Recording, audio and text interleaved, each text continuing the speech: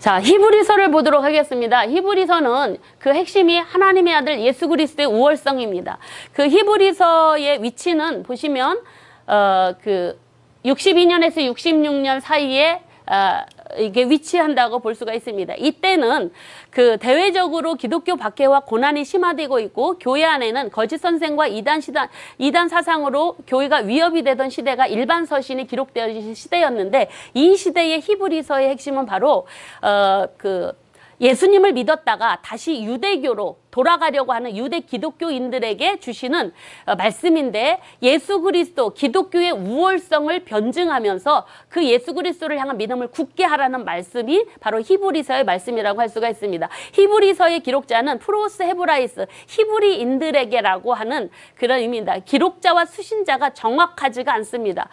그래서 미상이라고 볼 수가 있는데, 그럼 누구냐? 어휘나 문체에서 헬라와 성경에 뛰어난 제2세대의 그리스도인일 것이다 라고 2장 3절에서 볼 수 있고, 디모데를 잘 알고 있고 수신자가 알고 있는 헬라파 그리스도인들로 그렇게 보고 있습니다. 그리고 수신자는요, 그 정확하게 표현되어지지 않지만 그 히브리인들에게라고 하는 이 사람들은 바로 예수님을 믿었던 사람이었어요. 근데 이 사람들은 옛날에 유대인이었다가 예수님을 믿은 유대 기독교인들이에요. 근데 박해 속에서 옛 종교인 유대교로 돌아갈 미혹과 유혹을 당한 그들에게 이 서신서가, 히브리서가 전달이 되어진다. 그 지역적으로 보면 예루살렘과 유대와 사마리아와 가나안 지역이 흩어진 유대인 기독교인들이 그 수신자라고 보시면 되겠습니다. 배경을 보시면은 주후 62년에 야고보 장로님께서 순교를 당하시고, 이때에 바로 유대교에서 그 개종한 그리스도인들이 동족 유대교의 율법주의자들로부터 박해와 배교의 위험에 처한 상황이었습니다. 그래서 이때는 바로 어떤 일들이 일어나냐면, 유대인들에게 그 아까 말씀드린 유대 7년 전쟁이 시작되어지는 그런 막 그 아주 그 요동치는 시대였었습니다. 그래서 유대인들에게 민족의식이 고취되고 반로마 정서가 강하게 일어났던 시대였고요. 그리고 이때 그 이유로 인하여서, 야, 니네들은 기독교인들은 유대인 아니냐? 우리 함께 로마에게 대항을 해서 싸워야 되지 않겠느냐라고 하면서 그렇게 민족 봉기에 동참해라 너희도, 그러면서 그 기독교인들에게 야, 그러려면 유대교로 다시 돌아와야 돼 라고 하는 그런 상황 속에서 그 히브리서가 기록되어졌는데, 그때 유대교로 많이 돌아가는 그런 상황 일들이 있었다라고 합니다. 그래서 이런 배경하에 이제 히브리서가 기록되어졌는데, 이곳이 바로 이제 유대 히브리서의 그 배경, 유대 전쟁이 일어났던 그 배경이 되는 그 가이사라의 그런 장면입니다. 그리고 기록연대를 좀 보시면은, 기록연대는 주후 62년에서 유대전쟁이 시작되어지기 바로 직전 66년까지로 그렇게 보고 있습니다. 그래서 이때에 바로 70년, 70년에 예루살렘이 멸망되고 성전이 무너지게 되잖아요. 그때 이제 제사제도가 중단되어지는데, 이 히브리서 안에는요, 제사제도에 대한 중단의 언급이 없습니다. 유대전쟁의 이야기도 없고, 그래서 66년 이전으로 그렇게 보고 있습니다. 그래서 아마도 로마로부터의 독립을 향한 민족주의 이런 생각들이 막 고양이 되던 시대에 배교의 원인이 되는 것이 바로 이 유대전쟁 이전에 독립을 위한 움직임들이 이 시대의 모습이라고 보시면 되겠습니다. 그리고 기록 목적을 보시면, 이 히브리서가 왜 기록되었는가? 유대교로 돌아가는 것에 대한 경계와 경고를 주시기 위해서, 유대교로부터 우월하신 예수 그리스도를 변증하기 위해서 기록되어졌고요. 로마에 대한 반감으로 유대인의 민족의식을 고취시키는 시기에 동족에 대한 박해, 모든 유혹을 이기고 끝까지 믿음을 지키도록 권면하기 위해서 기록되었다라고 보시면 되겠습니다. 끝절과 첫절은 히브리서는 예수 그리스도 우월하심을 변증하시는데, 그리스도의 우월하심의 근원은 바로 어디냐? 하나님의 신성, 하나님의 아들 신성에 있다라는 걸 이야기하고 있고, 예수 그리스도는 천사보다, 모세보다, 구약의 선지자들보다, 대제사장 아론보다, 유대교의 제사법보다 더 우월하고 온전하다라는 것을 이야기를 하면서, 변증하면서, 그리스도를 통해서 고난 당하심으로 우리에게 주어진 것은 한시적이 아니라 영원한 것임을 이야기하면서, 유대교로 돌아가는 것은 하나님 심판이 있다라는 것을 경고하는 내용들이 히브리서의 주요 내용들이고요. 마지막에는 이제 그런 고난 중에, 박해의 고난 중에 위협 속에, 미혹 속에서 그리스도 안에 소망을 두고 친절, 정결, 순종을 통해서 서로에게 대한 사랑을 실천하며 그렇게 살 것을 권고하고 축도로 이제 마치고 있습니다. 히브리서는 13장인데요. 그 핵심은 하나님의 아들 예수 그리스도의 우월성이 바로 핵심이라고 보시면 됩니다. 히브리서의 구조는 세 부분으로 나눠질 수 있는데 1, 2장 하나님의 아들의 우월하심, 3장부터 10장까지는 그리스도의 사역의 완전성, 그리스도인의 믿음 생활의 권면은 11장부터 13장까지 이렇게 나눠서 볼 수가 있겠습니다. 그래서 과거에는 하나님께서 선지자들을 통해서 말씀하셨는데 이제는 계시하셨지만 이제는 예수 그리스도를 통해서 마지막 계시를 하신다라는 말씀이 이제 그 하나님의 아들로서의 그 우월하심에 대한 내용들이고요.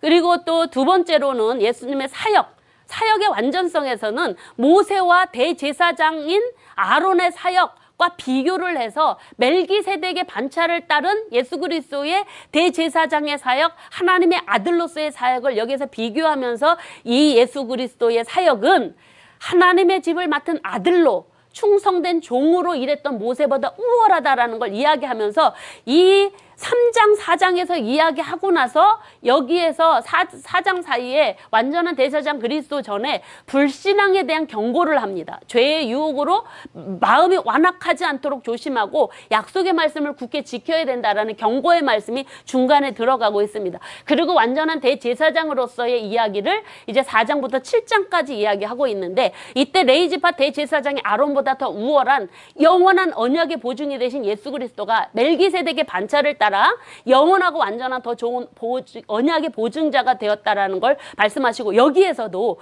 5장부터 6장까지 사이 이 대제사장 그리스도를 얘기하면서 5장 6장에서 미성숙의 위험에 대한 경고를 말씀하십니다. 박해로 인하여서 마음의 갈등으로 유대교로 갈까 말까 그러는 그들에게 너희가 말씀을 듣고 깨닫는 일에 둔하고 게으르고 나태해서 고난 중에서 그러기 때문이다. 그러니까 고난 중에 부지런히 말씀 성숙한 신앙의 자리에 완전한 일을 나아가야 된다라는 그런 권고의 내용들이 나오는데 그때 이제 아브라함처럼 약속의 말씀을 붙잡아라 라는 그런 경고의 말씀들이 여기에 추가로 들어가 있다라고 보시면 됩니다. 그리고 8장에서는 새 언약에 대한 말씀을 주십니다. 새 언약을 세우신 그리스도의 사역, 바로 구약 예레미야 31장 31절 말씀을 통해서 새 언약을 이루신 걸 예수 그리스도께서 약속하신 말씀이 예수 그리스도를 통해서 이루어지게 되었다라는 말씀이 여기에 나타나고 있고요. 그리고 이제 9장부터 10장까지는 구약의 짐승 제물보다 더 우월한 완전한 제물로 대신 그리스도의 사역에 대해서 9장 10절에서 이야기하십니다. 짐승과 염소의 피를 가지고 바로 한시적인 인간이 만든 그 성소에 들어가서 제사 드린 것보다 예수 그리스도께서 자신의 몸을 영원한 하늘 성소에 올라가셔서 이루신 속죄가 영원하고 안전하다라는 걸 말씀하시는데 그러면서 여기서 또 뭘 경고하냐면 그렇기 때문에 뒤로 물러가는 것은 위험하다라는 경고도 말씀하십니다.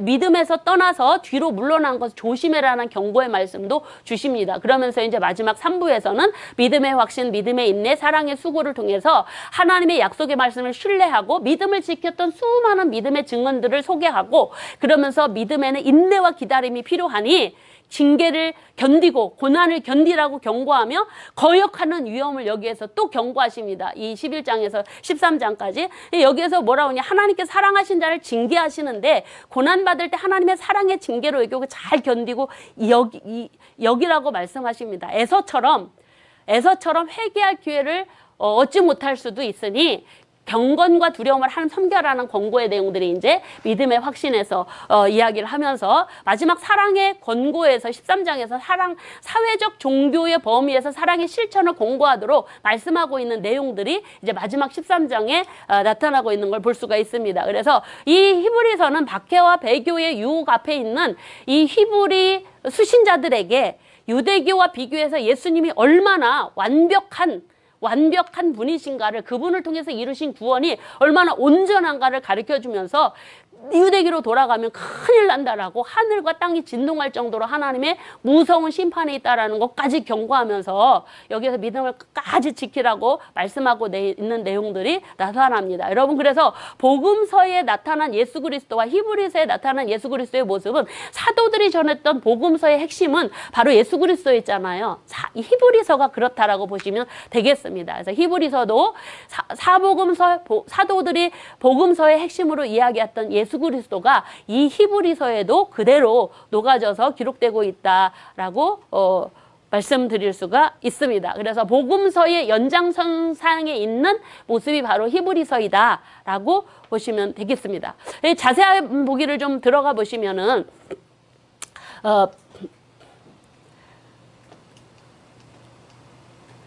먼저 하나님의 아들의 신성에 관한 7가지에 대해서 이야기를 하고 있습니다. 과거에는 하나님께서 여기에서 이제 유대교와 기독교의 우월함을 이야기하고 있는데 구약시대에는 선지자를 통해서 하나님께서 여러 가지 말씀을 하셨습니다. 옛 언약입니다. 유대교의 근간입니다. 그런데 마지막 때는 하나님, 옛 다윗의 후손으로 오실 하나님의 아들 예수 그리스도를 통해서 말씀하셨다. 그분은 누구시냐?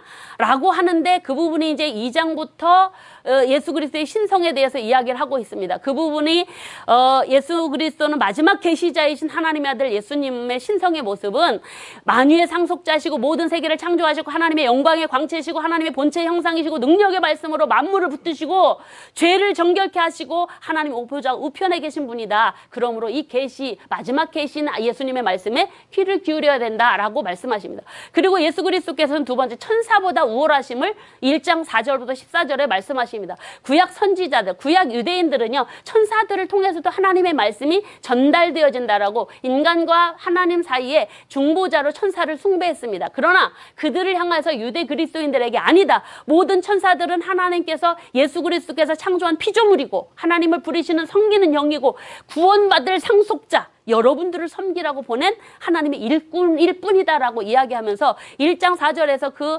천사보다 뛰어난 이름은 예수 그리스도께서 아름다운 이름을 기업으로 받으셨기 때문에 이야기합니다. 예수님은 하나님의 아들이시다. 다윗의 후손으로 약속된 후손이시고 천사에게 경배받으실 하나님이시고 천사들을 바람으로 불꽃으로 부리시는 분이시고 예수님은 영원하신 통치자시요 영원하신 영존하시는 창조주요 모든 원수들을 정복하고 다스리실 하나님의 보좌 우편에 앉으신 주권자이시다라고 말씀하십니다. 아멘입니다, 여러분. 아멘. 여러분, 이 사실을 이야기하면서 유대기로 돌아가면 큰일 난다라고 말씀하시는 것입니다. 그러면서 2장에서요, 구원받은 것을, 구원을 등한시 여기는 것의 위험을 이야기합니다. 예수 그리스도를 통해 주신 이 큰 구원, 천사보다 선지자보다 더 우월하신 예수 그리스도를 통해서 준 큰 구원을 등한시하는 것은 보응을 피할 수 없다라고 2장 1절에서 말씀하고 있습니다. 그러므로 들은 것을 유념하여라. 흘러떠나지 않도록 해라. 예수 그리스도를 통해서 들은 구원의 말씀이 흘러떠나지 않도록 조심하고 믿음을 굳게 해라. 그렇게 구원의 말씀을 가볍게 여기면 보응이 있다. 그거 피할 길이 없다. 하나님 심판대 앞에 선다. 그렇게 말씀하십니다. 그리고 예수 그리스도의 인성을 통해서 나타내 보시는 그 우월하심을 말씀하시는데 우리 인간을 구원하기 위해서 우리들을 구원하신 일을 말씀하십니다. 예수님은 이렇게 창조주이신 하나님이신데 하나님의 아들이신데 잠시 동안 천사보다 조금 못한 인성을 취하셨다. 그렇다고 해서 천사보다 신분이 낮으니 아니 되는 거예요. 천사보다 조금 낮아지신 것은 인간의 혈과육을 지니신 것은 성육신하신 것은 십자가의 죽으심을 당하신 것을 말하는데 그것은 바로 우리 모든 사람들의 죽음을 맛보려고 하신 일이요. 마귀를 멸하시기 위함이시며 사단의 권세 아래 매인 우리를 자유케 하심이라고 그렇게 말씀하고 계십니다. 그리고 또 우리 모든 사람들의 죄를 대제사장이 되셔서 백성의 죄를 속량하기 위함이라고 합니다. 그리고 시험당하는 자를 도우시기 위해서 그렇게 잠시 동안 그렇게 되셨다라고. 천사보다 조금. 그런데 여러분 예수 그리스도께서 이렇게 인성을 가지신 그 십자가의 성육신 십자가의 고난과 죽으심은 천사를 위한 게 아니고 우리를 위한 사람을 위한 거라는 것입니다. 천사는요 타락하면 속죄가 없습니다. 그것은 끝입니다. 근데 인간에게는 타락을 했어도 속죄 은혜가 주어졌다라는 것입니다. 여러분. 그래서 여러분 우리 예수님께서 이렇게 잠시 동안 인성을 가지신 것은 저와 여러분을 너무나 사랑하셔서 저와 여러분을 구원하시기 위해서 잠시 그리 행하신 것임을 말씀하시면서 예수님의 그 인성을 통해서도 우월하신 모습을 근데 이 고난의 신비를 천사도 흠모하고 어떻게 그럴 수 있느냐는 부분들을 이야기하고 있다라고 합니다. 그리고 여러분 두 번째로 이제 그리스도의 사역의 완전성에 대해서 3장부터 10장 얘기하는데, 하나님의 집을 맡은 그리스도, 하나님의 아들로서의 사역을 이야기하는데, 사역의 완전성은 모세보다 우월한 사역을 말씀하고 계십니다. 예수님은 하나님의 아들로 하나님의 집을 맡으신 분이십니다. 모세보다 더 완전하신 분이시죠.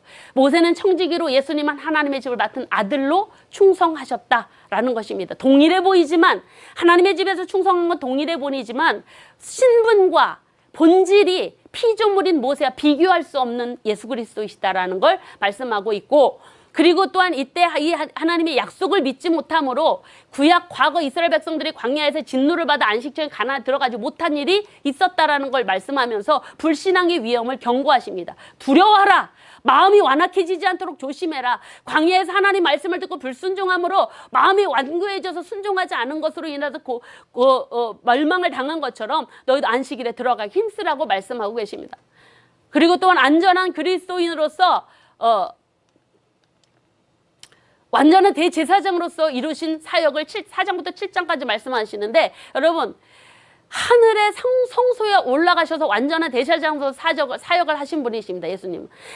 우리에게 4장 14절 보니까 우리에게 큰 대제사장이 계시되는 것입니다. 그분은 승천하신 분, 하나님의 아들 예수 그리스도이십니다. 그래서 그분은 바로 사람들의 죄를 위한 완전한 속죄제를 위해서 하늘 성소에 오르신 크고 완전하신 대제사장이라고, 우리의 변호사이십니다. 하나님 앞에서. 그러므로 그분을 믿는 도리를 굳게 잡으라고 말씀하시고, 우리도 예수 그리스도께서 하나님의 아들이셨지만 똑같이 시험을 받으셨으나 죄가 없으셨지만 그분은 우리의 연약함을 도우시기 위해서 그렇게 행하셨다라고 말씀하시고, 그러므로 때를 따라 돕는 은혜를 얻기 위하여 그분 앞에 담대히 나아가라고 말씀하시며, 하나님의 아들로서의 대제사장으로서의 사역을 또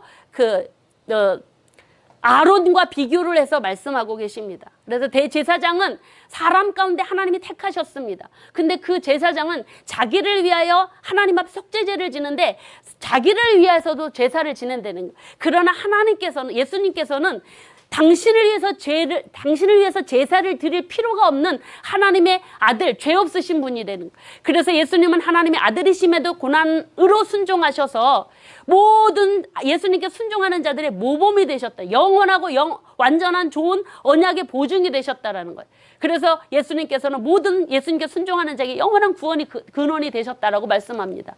그런데 여러분, 그거에 대해서 또 성숙함, 미성숙함의 위험을 이야기합니다. 고난 때문에 배교하여 타락하지 않도록 어떻게 해야 되느냐?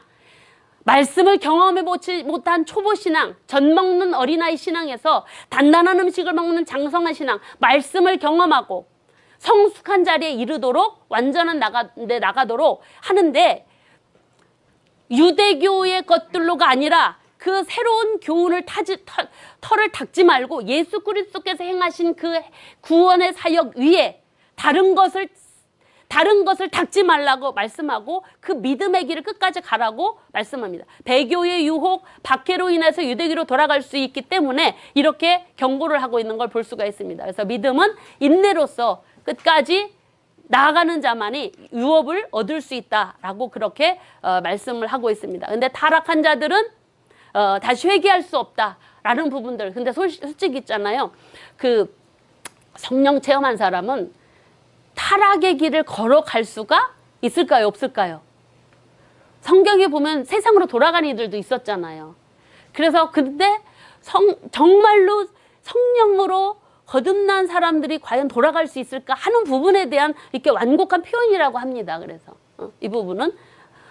그래서 여러분, 이렇게 미성숙 때문에 믿음을 떠날까봐 미성숙의 위험을 경고하면서 성숙하도록 권고하는 내용들이 이제 그 6장에 나타나고 있으면서, 그리고 또한 멜기세덱 계열의 흠없는 대제사장으로서 예수 그리스도의 사역을 말씀하시는데, 레위 계통의 제사장들보다 훨 우월하고 완전하고 영원한 멜기세덱의 반차를 갖춘 분이 대제사장이신 분이 예수님이시다라는 것이. 그래서 멜기세덱의 소개를 쭉 하는데, 의의 왕이요 평강이요 족보도 부모도 시작도 끝도 없는 신비의 인물이 하나님 아들처럼 영원한 제사장으로 기억되는 인물이라고 얘기합니다. 그래서 레위 족보에 들지 않은 살렘 왕 지극히 높으신 하나님의 제사장인데, 아브라함은 그에게 10분의 1을 드리는 그런 분이셨다라고, 예수 그리스도께서는 그 직분을 맡은 대제사장이시다라고 그렇게 말씀하시면서, 그러므로 간절히 원하는 것은 부지런히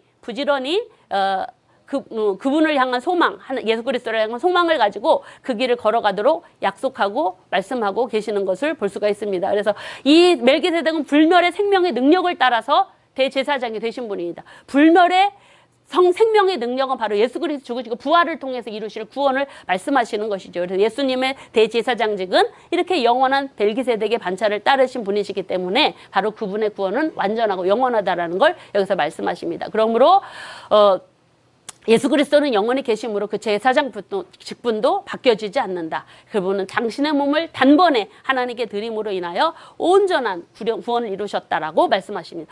그리고 이 새 언약을 이루신 중재자이신 그리스도에 대해서 말씀하고 계시는데, 더 아름다운 직분을 얻으신 예수님, 더 좋은 약속을 세우신 언약의 중보자이신 예수님을 말씀하십니다. 여러분 예레미야서에 보면은 예레미야서 31장 말씀에 보면은요, 이 새 언약에 대한 언약의 말씀이 나옵니다. 그 언약을 예수 그리스도를 통해서 이루셨다라는. 그럼 예수님께서 왜 우리에게 언약, 율법을 내주셨고 새 언약으로 예수님께서 왜 그 일을 이루시러 오셨는가라면은, 구약의 율법은 우리를 완전케 하는 것이 아니라는, 죄를 알게 하고 죄인을 깨닫게 하고 죄를 기억나게 하고 죄로 가득 찬 우리 모습을 드러나게 하고 죄를 바라보게 하는 그 역할이 옛 언약인데, 그래서 그 옛 언약으로는 우리가 죄만 깨닫지 우리를 온전히 구원할 수 없다라는, 완전케 할 수 없다라. 그래서 새 언약을 예레미야를 통해서 하셨고, 그 새 언약의 내용에 대해서 말씀하시는데, 그 새 언약은 바로 우리에게 하나님을 직접 알게 하고 그 말씀이 마음에 새기고, 그리고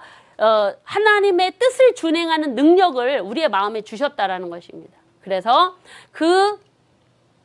하나님의 새 언약 안에서 우리는 다시는 하나님께서 죄를 기억하지도 않으시는 그런 완전한 구원을 이루신다. 영생의 길로 인도하신다.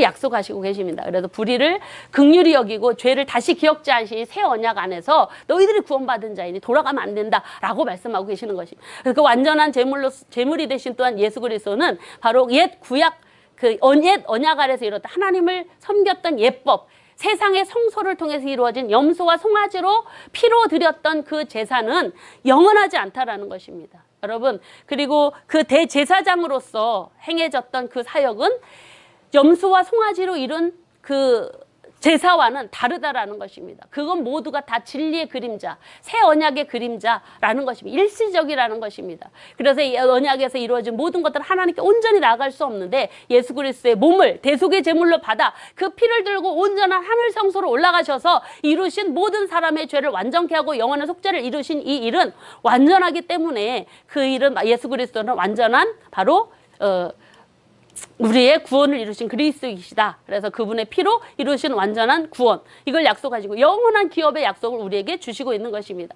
그리고 대제사장이 지성소에 들어간 횟수는 여러분들이 참고로 이제 책을 좀 확인해 보시면 되겠고, 그리고 완전한 제물이 되신 그리스도의 모습을 통해서 우리에게 이렇게 말씀을 해주시는 모습들, 그리고 한 번의 제사는 예수 그리스도의 한 번의 제사, 구약의 제사는 여러 번 드렸어야 합니다. 죄를 지을 때만 드렸습니다. 그러나 한 번의 제사로 영원한 구원을 온전히 이루게 되었다. 그러므로 믿음의 우리 소망을 움직이지 말고 굳게 잡아서 믿음을 끝까지 지키도록 하여라 라는 그런 말씀을 주시고 있습니다. 다시는 속죄하는 제사도 없고 심판의 불이 우리에게 있지 않을 것이다.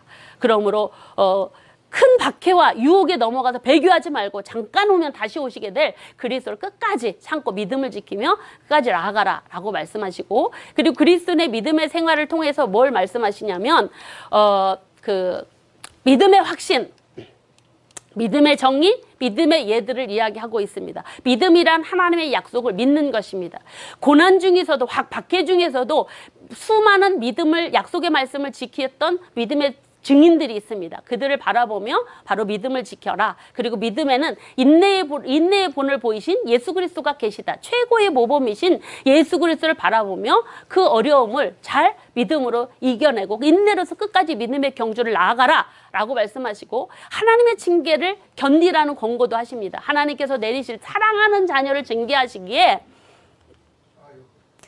징계받는 자는 사생자요 친아들이 신하들이라는 증거라는 것입니다. 그래서 하나님의 나라를 유업으로 약속받기 위해서는 믿음으로 인내하는 게 필요하다라는 약속을 주시고 있고, 그러나 그 믿음의 열매는 뭐냐? 의와 평강의 열매이다라는 말씀을. 그리고 또 거역하는 위험에 대해서 여기서 하늘과 땅을 진동시킬 만한 심판이 있다. 구약 시대에도 불순종하는 자에게 주시는 그런 모습들이 있었는데, 바로 예수 그리스도를 떠나면 큰 심판이 있으니 하나님을 거역하지 말고 바로 경건과 두려움으로 하나님 잘 섬겨라 말씀하시고, 마지막에 사랑의 권고를 말씀하시는데, 사회적 종교적 범위에서 사랑을 실천하라고 말씀하십니다. 형제를 사랑하고 손님 대접하고, 아까 야고보서 이야기한 예들, 또 종교적인 범위에서 예수 그리스도는 영원한 분이시니 다른 교훈에 이끌리지 말고 마음을 굳게 하고 믿음을 지켜라 라는 말씀을 주시고 있습니다. 그리고 또 찬송의 제사를 드리고 선을 행하고 나눠주는 일을 열심히 해라. 그것은 하나님께서 기뻐하시는 제사이다라고 그렇게 말씀하시며, 또 교회에서 인도하는 자들을 순종하고 복종하라. 교회 지도자들이 즐거운 마음으로 일하고 근심하지 않도록 하고 지도자들을 위해서 기도하라 라는 말씀과 축도로 개인 인사로 이 히브리서를 마무리 짓고 있습니다. 하나님의 아들 예수 그리스도의 우월하심을 통해서 그분을 통해서 이루신 구원을 완벽하고 완전하기에 그분에서 떠나지 말도록 공고하신 이 말씀을 우리도 마음에 새기면서 히브리서를 마치도록 하겠습니다.